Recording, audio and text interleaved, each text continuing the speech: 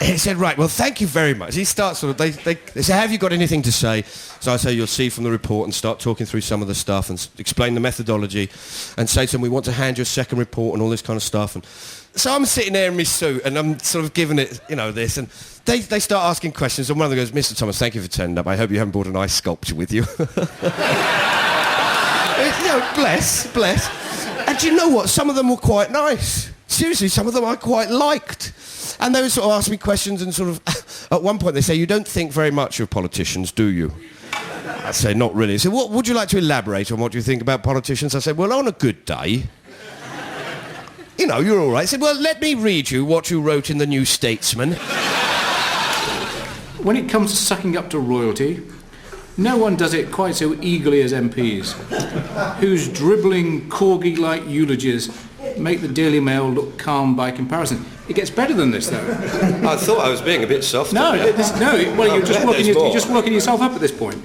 Had the Queen's dead mother made a Lazarus-like recovery, risen from the dead, and stood in the way of MPs charging back to Parliament, they would have knocked her to the ground and trampled her back to death in their rush to express the nation's gratitude for her life. And then you talk about the MP's trail of slime, inch their way forward to knighthoods. Now, this doesn't suggest that we've got much of a role in the scheme of things, does it? Well, I don't want to be personally offensive to you. I think that, the people that I work with, people that I regard as my peers, and these are people who are intelligent, they care passionately about a whole range of social issues. They are incredibly knowledgeable. They'll go out of their way to find out information. They'll set up alternative means of distributing information. They believe so much in human rights and the rights of people within the environment that they are actually prepared to be arrested often for these issues. So there's a real belief as well as a knowledge. The people that I regard as my peers, they really, this is no offence, but they don't trust you.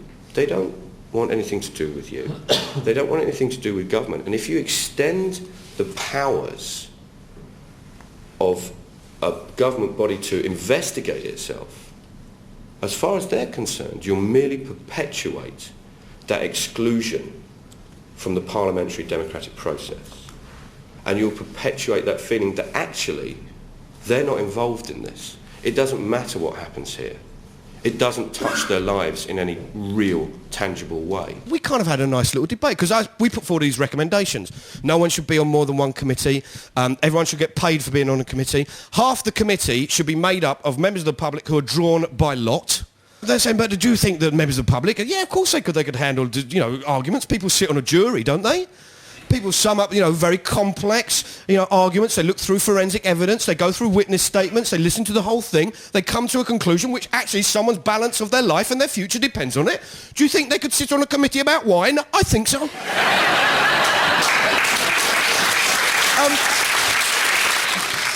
What was lovely, this one little Tory bloke in the corner who I just thought, no, mate, you're not with me at all, are you? It's called Sir Sidney. I'm very grateful, speaking for myself, for your paper.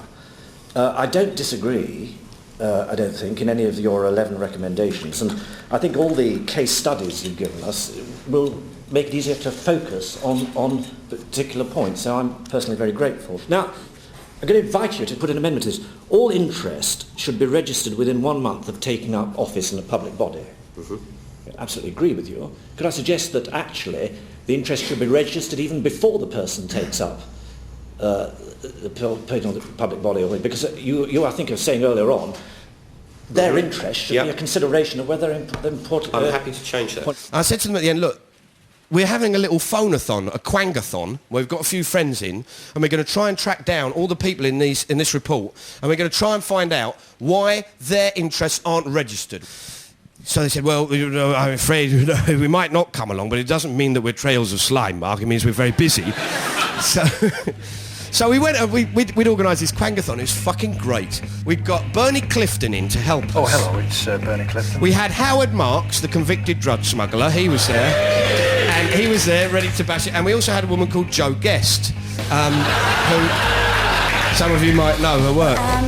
I'm Joe Guest. I'm calling from the Mark Thomas product for Channel 4. You're on the Committee of Consumer Products and the Environment, and you don't seem to have registered the directorship of the Institution of Environmental Management and Assessment. I was wondering if you was why that was, basically. I mean, if you rang me up and said, hello, this is the Ostrich Extinction Advisory Board, I'd talk to you straight away. Hello? Can you apologise to anybody for it not being done already? I don't know, who would you want me to apologise to? Probably the viewers that are listening to this, actually. Professor, you couldn't give us an apology on the phone, could you? We're screaming for apologies.